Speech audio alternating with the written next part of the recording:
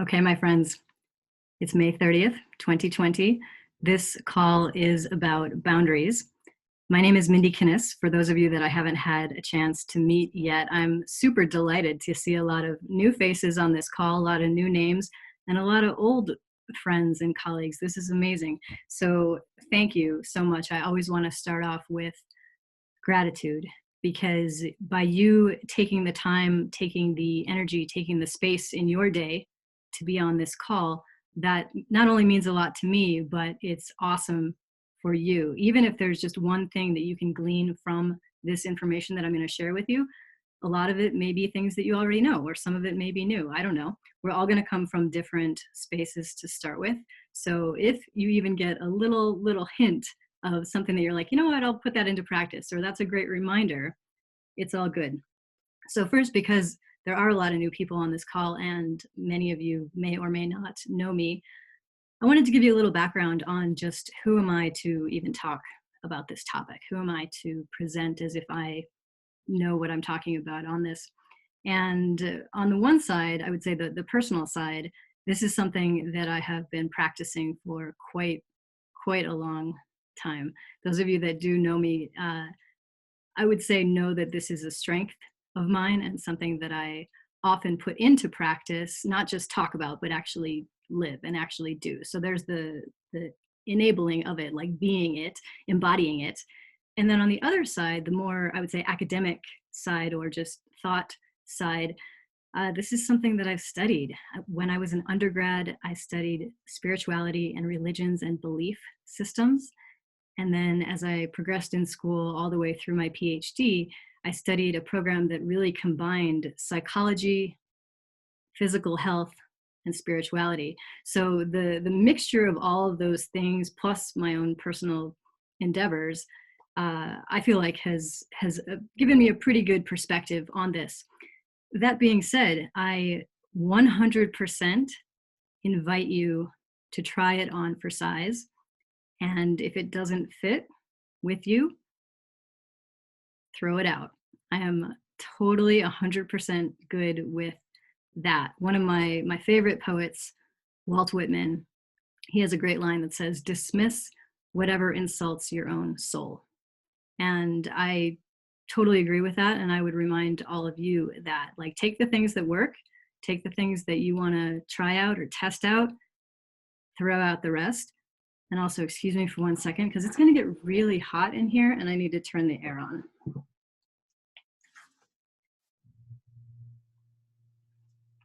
Okay, sorry about that. Now that that's solved, you guys, this is Arizona in the desert, so you are gonna see me get a lot more red in the face if if we didn't get that solved.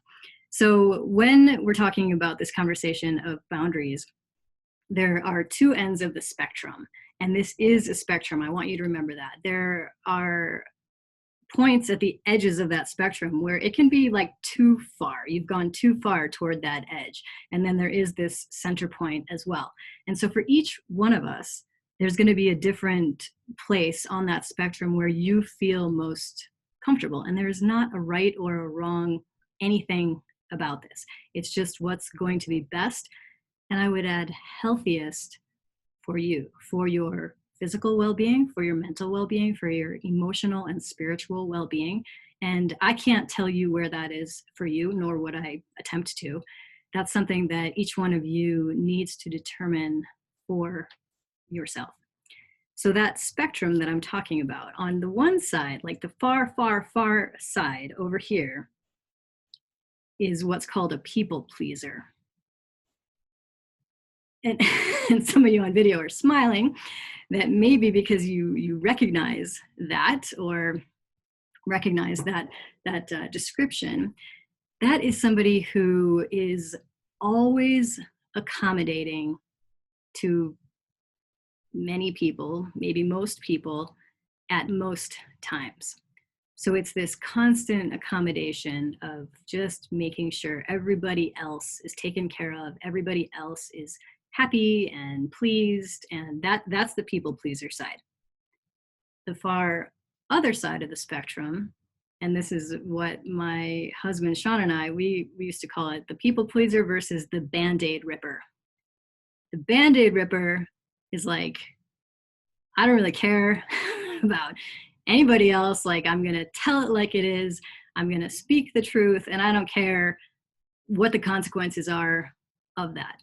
Now, you're all bright people, so I'm sure you can imagine right away that there are some pros and cons to both sides. There is the negative and the positive to both of those extremes. So please do not hear me say anytime in this next hour that we'll be together that I am advocating for the extreme of this. I'm not. I'm saying you need to figure out what's going to work best for you. So people pleasers versus the Band-Aid rippers. Here's the thing, is that life is messy. And on any given day, you may have experiences on both sides. Or you may have experiences where there's something really positive that happened, or there's something really negative that happened. And those can be within minutes or seconds. They can be on the same day. You know, all of this stuff can happen a lot. And the beauty is we get to choose what we're going to focus on. So I'll talk a little bit more about that as we move forward. But I want to begin with my definition of what is a boundary, just so we're all on the same page and that we can have a common language when we're talking about this. Again, there may be other definitions out there. You may have read books or gone to courses or seen other things on social media about, you know, what is a boundary. To me, the boundary is the distinction between what you will and what you will not tolerate. So it's merely a distinction. I mean, it's at its basis, it's very, very simple.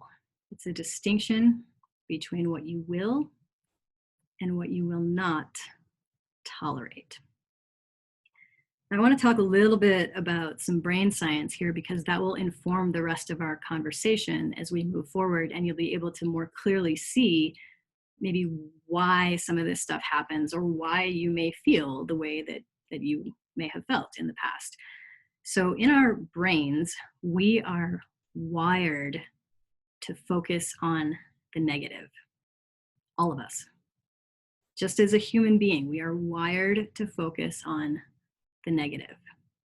Now, why is that? Well, that keeps us safe. And back in the day, way back, when we lived in tribal communities, we had to be really, really cognizant of danger and of anything, you know, negative in our environment, because literally we could die. Because if we don't pay attention to that, we're walking around just oblivious. Well, then a saber-toothed tiger comes and eats us, so we're dead. And our DNA is designed to continue to live and propagate. So it is designed that way specifically to keep us safe. The problem is that in today's society, the majority of us live in the United States, and I would say probably all of us on this call live in some sort of developed country where we don't have those same safety issues of saber-toothed tigers and other extreme situations like that. Our challenges now become mental. Our challenges now become emotional. Our challenges now become spiritual. So we have this different differentiation going on in our brain of like what is actually going to keep us safe and why we focus on certain things. And then the current context that we live in, which is very, very different than what it used to be. So the nice thing that we all have going for us is that we do have higher consciousness. And we are not just stuck with that lizard brain of ours that is solely focused on safety and keeping us alive. What we do have now is we have a prefrontal cortex. We have the ability to rationalize. We have the ability to think. And what that means then is that we have the ability to choose what we want to focus on.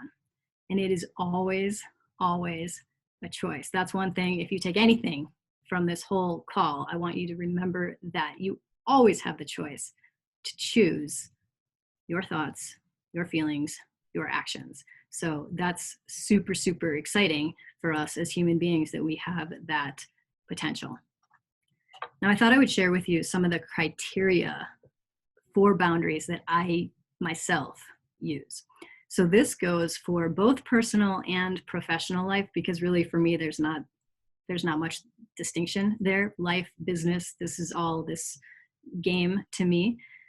So some of the criteria that I use in my personal boundaries are, let's say I was out with somebody at a restaurant and the whoever I was with was rude to the staff. That is no bueno in my book. I am never down for that. Anytime, if it's, and whatever it is, whether it's to their face or not, if there's just a comment or a reaction or anything rude to other people, like I'm not going to stand for that. Another one is any sort of like racism, sexism, ableism, all kinds of things like that. I used to have with my husband, Sean, for those of you that don't know him, he was in a wheelchair and he has passed away last year. I also want to say that too, just in case people don't know of that. But he was in a wheelchair and was a very short stature because of his physical condition. People would sometimes look at me, like they would ask me what he wanted to eat off of the menu. I'm like, ask him. Like, I'm not gonna, this is not cool. So stuff like that, I can't stand it at all. And I've actually been thinking a lot about that recently with the current culture in our country right now with racism and all the stuff going on. Like, I myself am having to reevaluate where I stand on a lot of issues. So that's just something to drop in there as a other note. Also, closed-minded people that are like, I'm right and this is the only way. Okay, like have fun with that, but I don't really want to play. I don't really want to play on that playground. It's kind of boring to me. I like ideas. I like open-mindedness. I like people that try stuff on for size, and if they don't like it, cool. Like that's all good. But please don't close your mind around the possibilities and potential, because that's assuming that like everything, and it's just not possible. I thought it was earlier in my life. I found that is not the case. So as an official policy at my company, Lucra, this is like legit in the procedures, there is a policy that says don't feed the trolls. And what I mean by that is if somebody, especially on social media, and oftentimes it's somebody that we don't know, writes something, says something, does something that I deem to be not cool, the policy is to not engage. Because I used to think, well, I know what's going on there. I know that that person is just hurt and they're coming from a place of pain, probably misunderstanding, all this other stuff. So like I get the psychology of it. And so I used to think, oh, I'll just pour on the love, I'll just like give them some grace and goodness, and then of course they'll come around. Well, that doesn't really happen. It can, but I would say more often than not, people, especially on social media, especially online, because they can hide and they're not saying it to your face, they can tend to just be looking for a fight, and they're throwing out bait, and they just want to bait you into a conversation and bait you into a discussion or argument or whatever. So after seeing multiple failed attempts at like converting these people, I just called it and I said, okay, like that is the policy. So everybody on my team has to agree to that. And really, like if they didn't, that would be a cause for a serious conversation for me, because that's just it. Like we don't feed the trolls. I also have zero tolerance for people on, let's say they're on my Facebook page. If they come on there and they're rude to somebody else, like let's say somebody's made a comment and someone else makes a rude comment to someone else on my page, they are instantly banned. I don't care what the situation was. I have zero tolerance. Like I always want to create a safe space for people. And if there's going to be some Yahoo that comes onto there and is creating a not safe space for people, they are gone immediately. So total zero tolerance. Now, let's say they come on and they're directing something at me, and they're not like the total clown hole yet, but they're kind of bordering, maybe they're just like have a rude comment or something like that. I have a 3 strike policy because I do want to get like people that want to have a thoughtful, positive conversation to sort out their own stuff. I'm all about it. Totally interested in that. But I'm not going to tolerate them being rude. So, like, and again, that's kind of like a subjective thing. It's not cut and dried criteria. But generally, if it's just focused to me, not to somebody else, I know I can handle that. So I'm not worried about that. And then it's 3 strikes. Like, if they don't get their act together within 3 back and forths, they're gone. They're banned and just blocked. So that is the one nice thing about social media is you can ban and block people. So it does make the boundary thing a little bit easier. But those are some of my criteria. Personal life, I'll give you an example from my marriage. When Sean and I first got to know each other and were dating, and then I would say more especially when we first moved in together, he and I came from totally different backgrounds, family backgrounds, like almost complete opposite. In Sean's family, they were very loud and very, I would say maybe often argumentative, opinionated for sure. And they would fight, like have these like yelling, screaming matches. Now, my family background was the total opposite. We were very quiet. Nobody fought. And there's problems there too. So like neither of these are better than the other. But mine was just like, you don't raise your voice, because to me that was it was a sign of disrespect. Now, to Sean, he didn't care. Like, it was so normal to him that it was not something that he even thought about. But I thought about it a lot. So as we were getting to know each other and we would have these either misunderstandings or miscommunications or just differences of opinion, he often would like escalate into that so quickly just because that was the norm. Like, that's what he was used to, and that was what he had always been. I wasn't having it. So he and I came to the agreement based on my boundary. I was like, I'm not going to stay in this conversation if you're going to raise your voice at me. We can easily, like, we're both pretty smart people. We're both very emotionally aware. We can have a normal conversation in normal voice, even if there's anger, even if there's hurt, even if there's frustration, whatever it may be. That's all fine. But we're not going to play this like yelling game. So to his credit, he got that, and he really took ownership of that, and it was like, okay, we're not going to do that. Like, and really, we didn't. For the 10 years that we were together, we did. I can like count just a couple times, and most of them were very early on where that even happened. But that was a boundary for me. I'm like, that doesn't feel good to me. That doesn't feel respectful to me. That doesn't feel loving to me. So we're not going to play that way. And again, he didn't care. Like, it didn't matter to him, but it mattered to me. And so that was a boundary to me. So again, for everybody on here, you will need to figure out for yourself where on that spectrum is comfortable.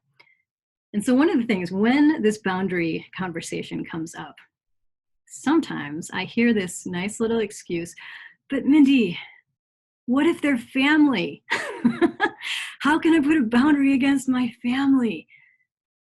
Well, I will tell you another story about family. My parents got divorced a number of years ago.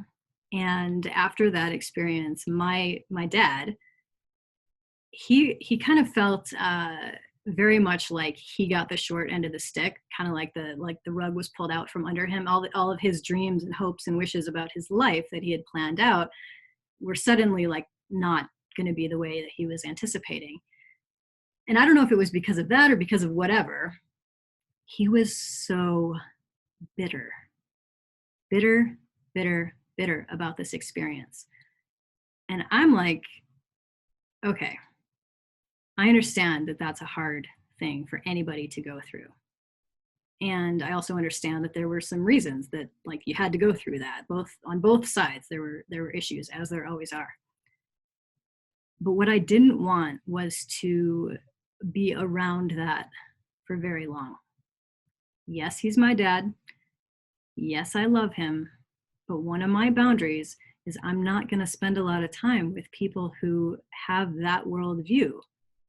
Like, oh, this sucks, just so bitter.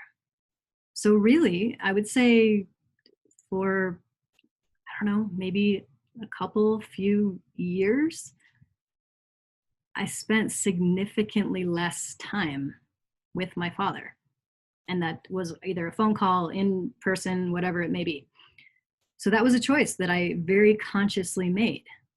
Yeah, Dad, I'm sorry you're going through this, but like, I'm not going to put up with that kind of mentality, especially when a lot of it was directed toward my mom, who I also loved. And, I could see her point and not his point and whatever. So even when it's family, you can still create a boundary.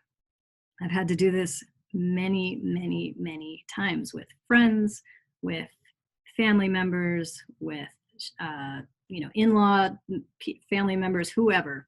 There's so many different things. Here's another thing that I want you to like take ownership of. Write this down. You don't owe anyone anything.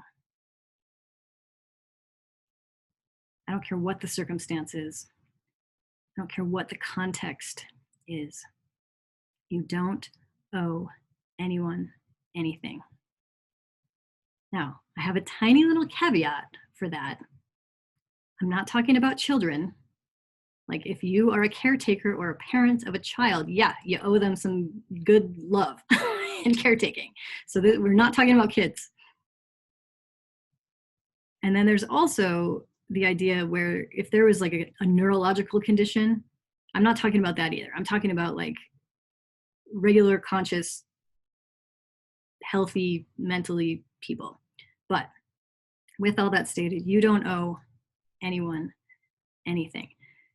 And here's the thing, is that if you believe that you do, if you believe that you owe, and this could be anyone and anything, if you believe that you owe someone something, my suggestion to you would be to seek out the source of that belief. Where did that belief come from? Why is it that you believe that?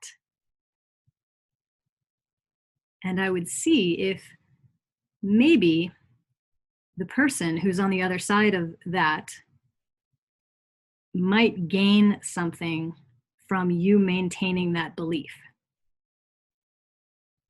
I'll give you an example. With child actors, there is sometimes the situation where that child grows up, and when they're little, the parent is the one taking them to the auditions and driving them around and doing all the stuff, maybe being their manager, and that's great. And then when that child maybe gets a little more successful, has a little more money in the bank, sometimes the parents are like, well, now you owe me because I did all this stuff for you. Now you owe me because I did XYZ. And you owe me. And I love, the thing that I really appreciate about my mom, when she hears stories like that, she's like, they're the parent. That's what they're supposed to do. Like, that's not like they're doing anything extra. It's not like they're amazing. They're just the parent. They had a child. You're supposed to care for and do good things for your kid. That should be the norm. So when these kids get older, I would still say they do not owe them anything. That one can be hard for some people to take on because they've been habituated to the belief that they do. I owe fill in the blank to fill in the blank. And I need to keep being in this behavior, and it just feels normal to them. But again, it's just a belief, and a belief can change because all a belief is a thought that you continue to think. So if you want to change into a new belief, pick a new thought, start putting that on repeat, and then eventually, this is not spontaneously, but eventually your belief will shift. So again, if you believe that, I cannot overstate this enough. If you believe that you owe somebody something, seek out the source of that and see if that person or that whoever those people are they gaining from you holding on to that belief? My next point, forgiveness. I talk a lot about, some of you have been to Heart Path with me, talk a lot about forgiveness. It's a hugely important piece in our emotional well-being, in our spiritual development, in lots of different areas of life. Forgiveness is huge. But forgiveness, write this down, forgiveness does not equal toleration. Forgiveness, and you can make the equal sign and cross it, does not equal toleration. In other words, what that means is you can forgive somebody and not continue to tolerate their poor behavior. I think the most extreme example of this is in cases of abusive relationships, where the abused party is like, oh, but I've forgiven them, so I'll go back into that situation and then get beat up again. It's like, no, you do not need to tolerate poor behavior ever, ever, ever, ever. So forgiveness does not equal toleration. And I touched on this a little bit already. So beliefs create your reality. I want to give you an example of this. Sean and I were at lunch. This was a number of years ago. We were at lunch with these 3 women who were talking about a conference that they wanted to run. And we're just chatting with them. It mostly was about business type of things. And I don't know how we got into this topic, but one of the women starts talking about, she's like, oh, I just find men so disrespectful. And she just went on about this. Men are so disrespectful. And I'm looking at this lady like, what are you talking about? That is not my reality at all. The men in my life are thoughtful, smart, kind, warm, generous, like awesome people. But this woman had an entirely different worldview. Men are disrespectful. So guess who are the men that showed up in her reality? Disrespectful men. Your belief creates your reality. Now, does that mean that I never come across a disrespectful man? No, they're certainly out there and they may come into my world, but guess what? My boundary is such that they ain't staying very long. If that is their way of being, if they're going to be disrespectful or any of the criteria that I listed for you before, they're not going to get into my circle. And if they do, like even briefly, they're not going to be there very long. I call it the circle of toleration. And you could think about that literally as a circle, like who are you letting in? What are you letting in? You're in the center of that circle. The circle of toleration is this boundary, literally like a marking around of what gets in and what does not get in. So again, this doesn't make your life totally easy and perfect because there still will be those different types of people out there, but you do not need to let them in. Like that's the point of a boundary. So creating that circle around yourself is really good. Now, I also have the belief that, in other words, how do you know what the best thing that could have happened was? It's what happened. I 100% believe that what happened was the absolute best thing that could happen. So think about even just the reason why I started this class. Last week, some clown hole on my Facebook page starts going on about something. And I didn't kick him off right away because I'm like, okay, he's not like interfering with other people. He's having an issue with what I'm saying. Fine. He can have an issue with that. And then I basically went through the 3 stages with him, his 3-strike process. He quickly got to that 3rd strike, and I banned him from my page. But what that turned into was I was like, you know what? This is pretty easy for me. I feel like I have pretty solid guidelines for myself around this. There may be some other people that could benefit from that, just hearing some different perspectives on this whole boundary thing. Why don't I do a free call on this? Why don't I do a free class? So then I post this little thing. Hey, I'm going to do this free class about boundaries. I sent it to my email list. I posted it on social media, and now you're all here. So that's freaking awesome. But it wouldn't have happened if that guy wasn't a clown hole on my page. So I'm like, cool. Thank you, buddy, whoever that guy was. And like, awesome. What was the best thing that could have happened? Exactly what happened. That creates a lot of ownership for ourselves too, like responsibility, because we're in charge. We're in charge of all this stuff, which is really exciting. Now, I do want to mention this. There are people out there that, and whether it's from some sort of actual neurological condition or something else, I'm not entirely sure what that something else would be, but there are people that you literally cannot rationalize with. I have known people in my life that their whole worldview is different from mine. And when I say worldview, I'm not talking about like if we don't agree on politics or if we don't like the same, that I don't care about. But when I mean like a different worldview, it's like an experience happens and then my perception of that experience is almost entirely opposite from how they perceived it. Or in some cases, there's even been proof, like written down of what happened, and they somehow will still try to spin it that no, it wasn't that way. I'm like, what? What? I mean, I consider myself a very rational and logical person.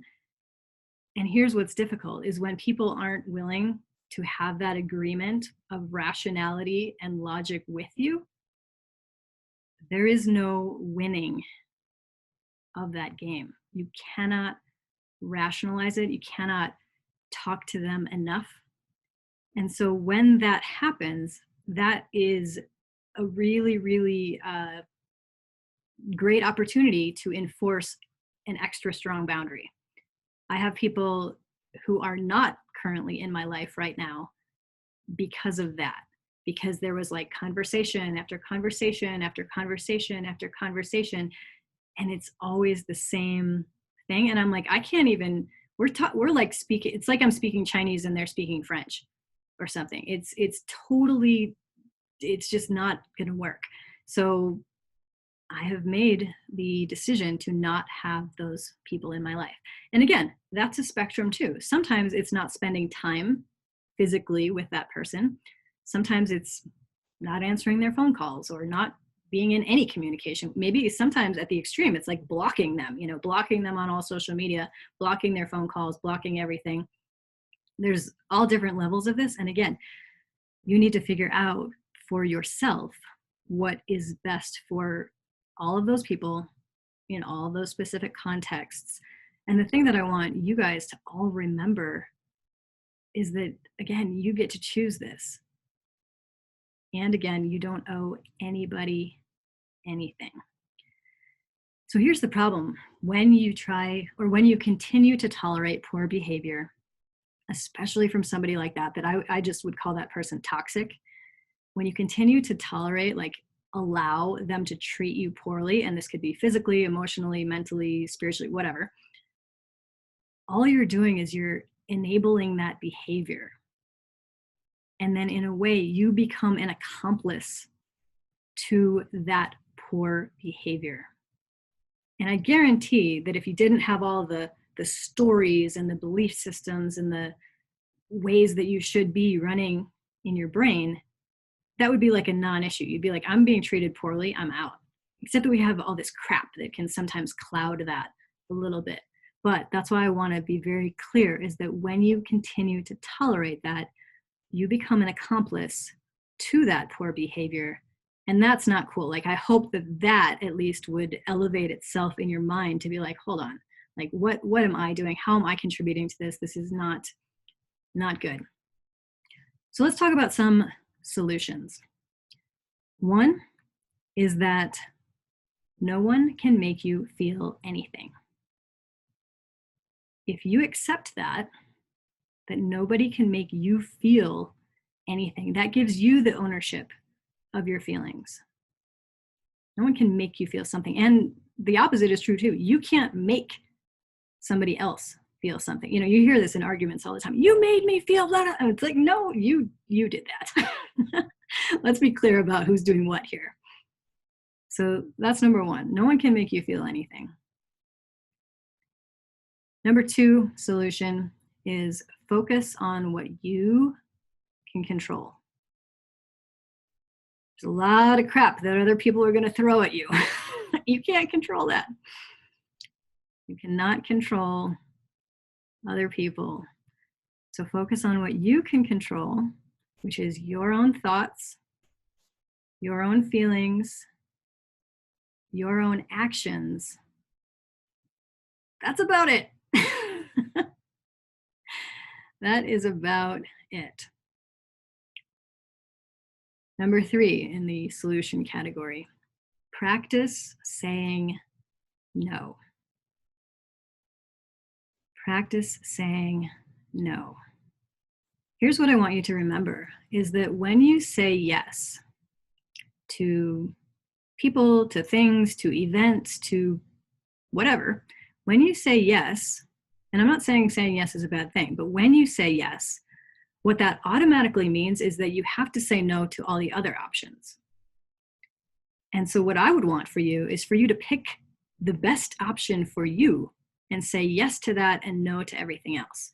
But in the typical people pleaser way of being, it's like, oh yes, I'll do this. Or, oh yes, I'll do this for you.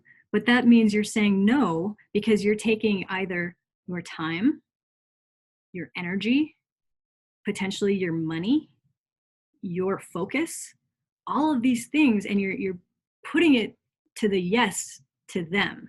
Now, if you really want to do that, cool, like that's awesome. But if it's not going to be the best situation for you, or if you don't really want to do that, practice saying no. And I would also recommend that you start simple. Someone invites you out sometime and maybe you don't feel like going, but there's that little voice in your head, but you're like, oh, but I should go, but I haven't seen those people in like 4 years and now they're in town. And so I really like owe it to them to go out. No, just be like, thank you so much for the invitation.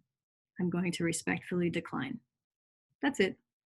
Make it simple, because just like in working out, if you go into a gym and your trainer was like, okay, cool, you're here, let's start with the 100-pound weights. People would be like, what? Like, I can't lift 100 pounds. I mean, you might be able to work up to that, but probably when you're starting this process, that might be a little much. So if I said to you, okay, well, let's start with 1-pound weights, most people would be able to say, yeah, I could do a 1-pound weight, maybe even 2, maybe 3, 4, whatever it is for you. My point is, don't start with the big stuff, because this is a practice. This is something to work toward. And for me, myself, it feels normal to me. It feels natural to me, but that's because I've been practicing it for a long time. It's not like I just last week was like, oh, this clown hole's on my fan page and I'm going to do a class about boundaries, so I better learn some stuff, read some books, and put this all together. No, like this is my way of being for a significant portion of my life. And I will say this, just to clarify, I was not always like this. I remember distinctly one of my friends in high school, and I credit this person so much because this still sometimes comes to mind. I have no idea what the situation was or what had happened or what had come up. I have no clue. Don't remember. But what I do remember is what he said to me. This was like one of my best friends in high school. He said, since when do you care what other people think? And I was like, you're right. Like, what, first of all, why do I care what other people think? And second of all, like, I haven't even really worried about it before. Why am I worrying about it now? And again, it doesn't even matter what that situation was. I remember those words. Since when do you care what other people think? So this has been a practice of mine for a long time.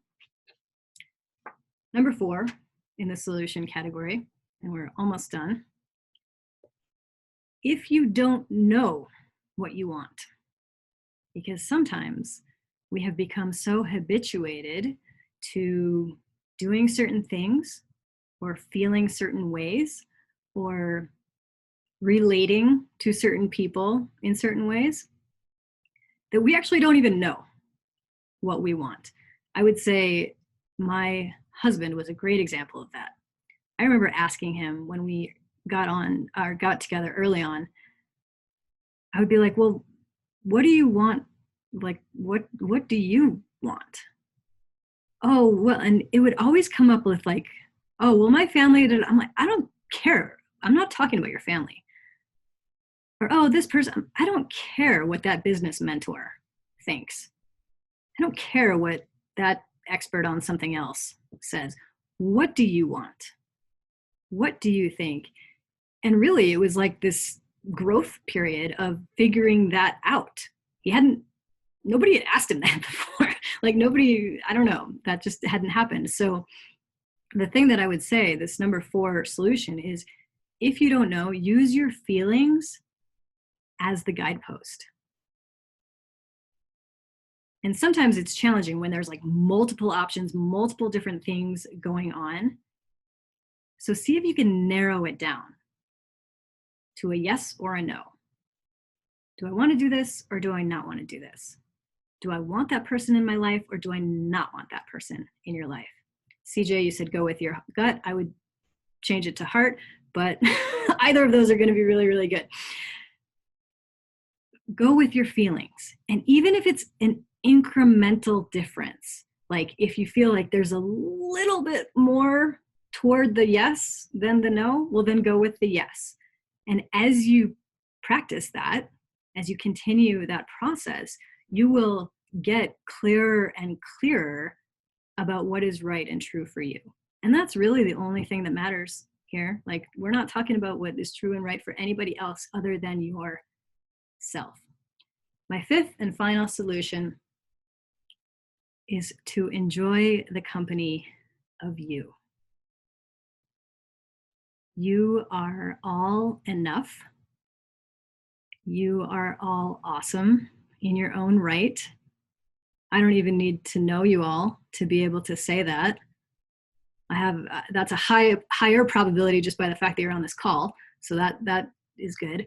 But really, even if you weren't, like, you're awesome. You have so much to offer. And when you are fully confident and comfortable with that, with your own enoughness, then it does make it a lot easier to be like, you know what? Person out here who's treating me poorly, I don't need that. You become self-sufficient. You don't need anybody else's validation because you have it. You're not trying to fill something that is empty in you. It's already filled up. So that would be the greatest goal, is just to recognize, truly believe you are enough, you have what it takes, you don't need outside validation, and you are just able to then recognize, are you, like, how does it feel when I'm with this certain person? Does it feel good? Or does it feel not so good? I really liked our friend Dean Graziosi was speaking at our event a few years ago. And he said, he's like, when you get the call on your phone and it's somebody's name pops up and you're kind of like you have that little sense of like, I don't really want to talk to that person. He's like, that should be a big marker for you. That should be a big point of distinction for you, that maybe you need to spend less time with that person or put some boundaries in place so you can have just freer, cleaner feelings, and where you're not feeling so affected or impacted by that. And again, they're not making you feel that way. That's on you. But it is your job to like clean that and secure your fences, not to the point where you're totally isolated and locked in and like don't let anybody in. That's not helpful either. But where you're not allowing in anything that's toxic, anything that's harmful, hurtful, negative, all of that stuff. And again, it's just a practice. So that is what I've got for you guys. I'm going to start going through some of these comments. You guys have been awesome about writing in here. So holy cow, let's see what we can go through. And I also will unmute you guys so that if you have a question that you did not put in the chat, we will go through those. And if you have some background noise, I'll probably just put you back on mute. But right now, everybody's unmuted.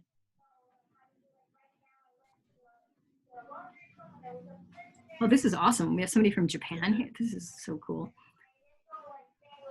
Mindy? Yes. Lewis, what do you got? Yes, my question and my thought process is around boundaries with respect to, say, my own routine. Mm. The other part I think I've got under control. I used to be a Band-Aid ripper. And then when I went through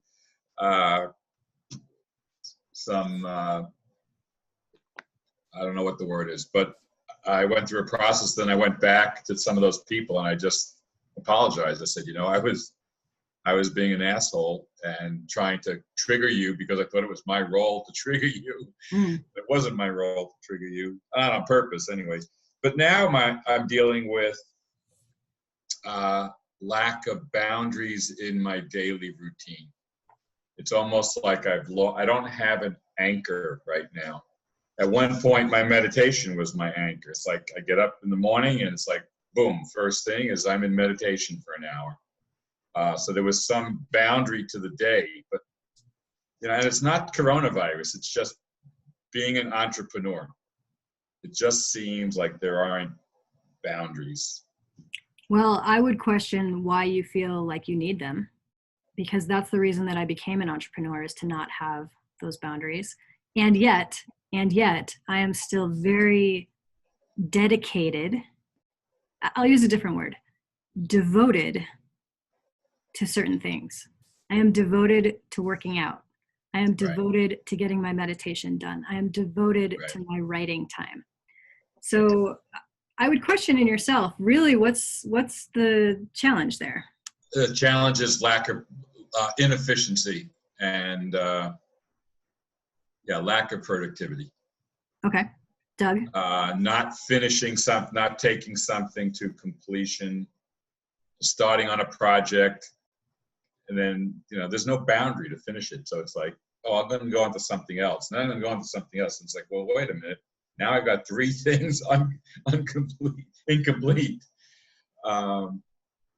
Yeah, I'm gonna limit this conversation slightly because it's a little bit outside of the bounds, but I do want to answer the question.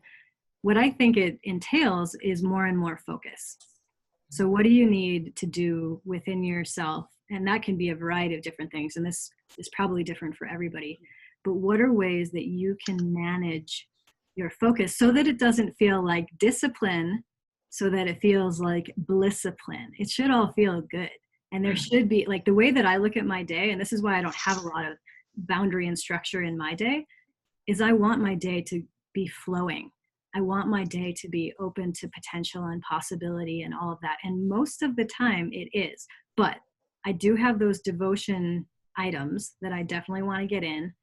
The rest of it's kind of like gravy, and it's really about aligning focus. So Lewis, that's what I would say for you, is like, see how you can just anchor in the focus, make that the thing that is the anchor. Good, thank you. Yeah, you're welcome. Other questions? Yes. Mindy? Yes. Hi. Hi. One thing that I have been kind of curious, how do I bridge the gap between, okay, you have mentioned how that we should not turn to others for our okayness or our sense of worth and things of this nature. Yep. But yet, what should we do when we are like seeking customers and things like that. Now, doesn't their opinion of us matter in a big way? And how do we resolve what I see as an apparent gap in between calling your own shots and loving yourself versus the opinion of a particular client? Well, don't you think that your best clients, your best prospects will be people that like you, trust you, generally don't always agree with you, but like generally have a similar worldview, right? They And I should, would say, yes. yeah, I would say the same thing is for yourself. Like you need to be able to like yourself, know yourself, that's huge, trust yourself. So to me, I don't see, and I'd love to get clarity on your question too. I don't see a gap for me because really, like if I had a gap in that, none of you would be on this call. Right? So does that help, or do you need more clarification? Yes, it does. Yeah, to me, like I feel that way about myself. I feel that what I have to bring to the world, to this call, to whatever the experience is of value. Those people that also agree with that show up. And you know what? There are plenty that don't. Like there are plenty that probably see my stuff on social media and they're like, Mindy Kniss, like whatever, believe me, some of them have told me what they think. So I know this to be true. Like there are plenty of people out there that don't like me, trust me, whatever. So the ones that are the right fit with your positive feeling of yourself are going to be the ones that show up. That's exactly what I needed to hear. Thank you kindly, Mindy. You're welcome. My pleasure. So, Mindy, I Yes, wanted Dan. to ask you about that moment when you and Sean discovered that there was some differences in boundaries, and so not significant others, but people that you have a regular relationship with, and you want to introduce that boundary. Sometimes it can be terrifying if you're a people pleaser. And how do you start that, especially in a small way, as you suggested? Yeah, that's an awesome question. Thank you. So again, I would definitely start it in a small way, and it has to be based on your own truth. So what is true for you? For me, just using that same example, what was true for me is that didn't feel good when Sean would be screaming at me. Like, I'm like, look, we're in a loving relationship and we can talk like what I would say normal human beings and figure this out, like come to some resolution. And it doesn't feel good to be yelled at all. So starting with what was true for me, is that didn't feel good. And that was what I expressed to him. It wasn't like I said, hey, whatever, I was going to use some other word, but whatever word I would have chosen to call him at that time. Hey, you, like, don't ever raise your voice to me. Okay, that's one way to do it, but I wouldn't say that's an effective way to set up a boundary. What's more effective is, hey, you know what? When this happens, this is how I feel. This is how I experience that. And that's the thing, is that nobody can tell you how you are experiencing something because how would they know? They're not going to know. It's your experience of it. It's your perception of it. So if you say I'm experiencing it this way, or I'm perceiving, and also being open to like, I could be wrong. I could be totally out to lunch on this, but that doesn't change the way that I'm feeling. So if we can get to the point of communication, because really, if Sean is a loving partner to me, and I'm saying I'm feeling hurt, if he continues to yell or to shout his whatever is going on, that just doesn't make a lot of sense in any kind of relationship, because the people that I want, whether they're friends, colleagues, romance, any type of relationship, are the ones that are going to be able to be in a respectful dialogue. And also, I'll bring this point in, and also to communicate. I've had the opposite thing happen. In the past, this was well before Sean, I was dating a guy. Something kind of went down in our relationship. And then I was like, okay, I want to talk about this. Like I am committed to this relationship enough that I'd like to figure it out and move past it. This person could not or would not communicate at all. So then that allowed me to create a new boundary. You know what, buddy? If we can't even talk about, like, shit's gonna happen, right? That's life. We are all humans with all of our own stuff. But when this person couldn't even talk about it, couldn't even communicate, that was a boundary to me. I'm like, I'm not gonna be in relationship, and this was a romantic relationship. I'm like, I'm not gonna do that. I'm not gonna be in relationship with somebody that can't communicate. So it can be both sides of the spectrum. But really just focus on the feeling, Doug. Focus on what's true for you, because that you can always go back to and figure out what that is, and that nobody can deny that that's what's happening for you. Yeah, thank you. You're welcome. Thank you for asking. I'm just looking through some of these comments to see if there's other questions that are here. This is great. You guys, thank you for contributing also to this chat. I see a lot of you are chatting to each other, which is awesome. That is always cool.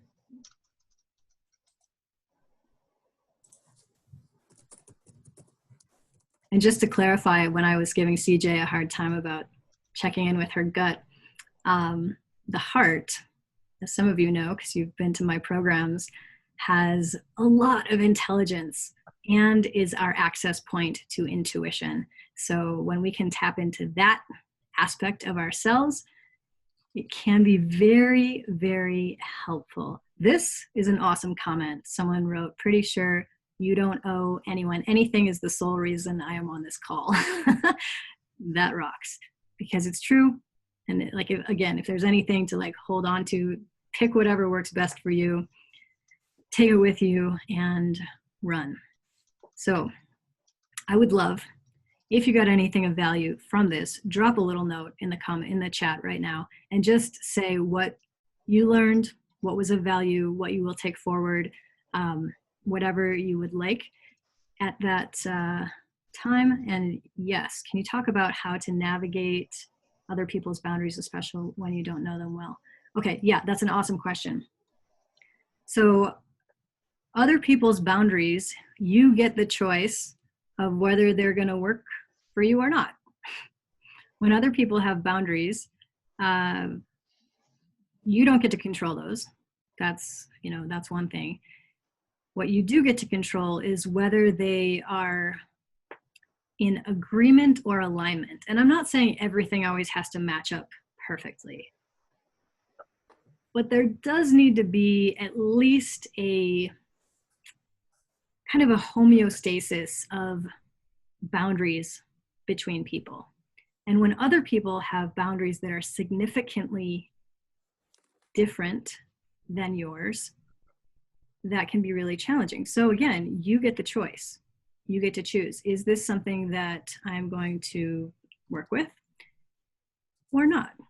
And, the best example of that is in romantic relationships, because those are the closest, most intimate people in your lives. And it's really, I would say between Sean and I, like we had different preferences on some things, but in all of those things, we were willing to work with the other one's preference. Like it wasn't a big enough difference or a big enough boundary or distinction that I was like, yeah, no, this is not going to work, because we thought that there was this amazing love potential. And so we really focused on that. So we were willing to kind of figure out and play within each other's boundaries. But there are some people that you're not going to be able to do that. And guess what? That is okay. You don't have to please everybody. You don't have to connect with everybody. You don't have to help everybody. That's something that I talk to my coaches about all the time. Like you don't need to help everybody. You are here to help and serve and be a guiding light for some people, not everybody. And that's okay. And that actually makes it a lot easier. So my friends, any final questions? This has been awesome. I'm going to take a drink of water. I'll jump in really quick. Thank you so much for an awesome hour. Yeah, thank you. And a bit.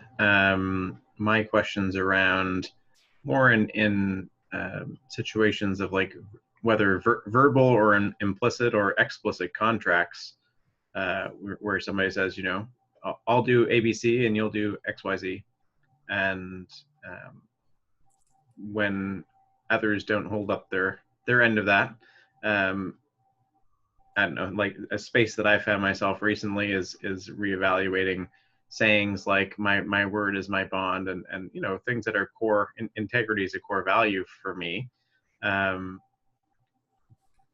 but not giving my power away to a saying like that, because if I committed to do XYZ, I gave my word to do that, right? But then if you don't do ABC, like, why am I still killing myself to do XYZ sort of thing? So those kinds of dynamics, if you have any thoughts or experiences or anything. I do. I have a friend who for a long time was in a very miserable marriage. A long time. And this was a friend of both mine and Sean's. And we would always say to this friend, like, what come on, like, you're clearly miserable. And this has been going on. It's not like something just showed up. It's like a consistent thing. And this guy's whole point, and to your point, Josh, was like, I gave my word. I said that I was going to be married until death do us part. And it's like, oh, yes, but there is context. There is growth. There is awareness that is different now today. Thank goodness, because if I look at choices that I made or decisions that I made, or even who I was back when I was a teenager or 20 or even in my 30s, like, good Lord, I'm so happy that there is development.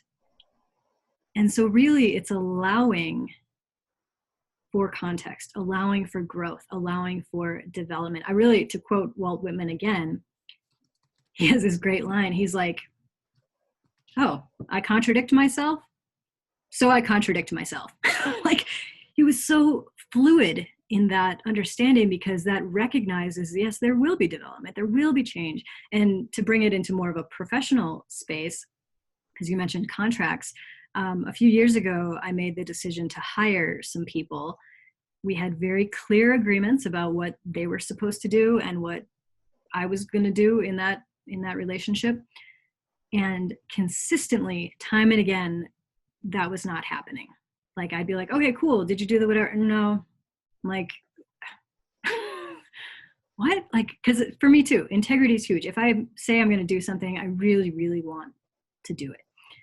But like, it just wasn't happening. And I didn't feel like they had the same level of integrity that I did in that. If they said they were going to do it, I'm like, I'm expecting it to be done and let's rock.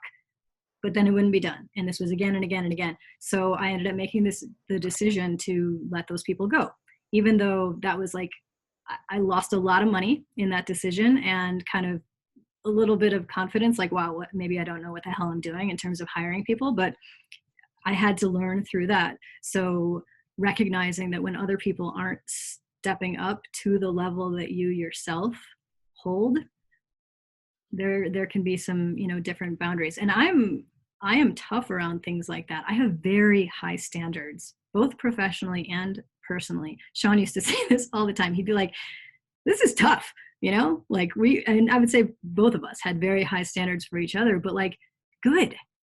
I want people who will challenge me. I want people who will like push me or nudge me to grow. And no, that's not always going to be comfortable, but I like that. I continue to choose that.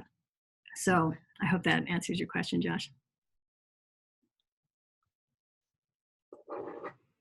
All right, my friends, thank you so much for those of you that wrote in the chat. I totally appreciate you. I love to start and end with gratitude because, again, you have taken the time to be here. Somebody asked about a replay. There will be a replay of this. It's going to be available for 24 hours only. So however long it takes this little thing to convert the video, I will send out an email and say, hey, here's the replay. it's available for the next 24 hours. So say like within an hour from now, that'll be available, and then for 24 hours. So once again, thank you so much. Enjoy the rest of your weekend. I adore you all, and I look forward to talking to you again very, very soon. Thank you, Mindy. You're welcome. Take care. Bye.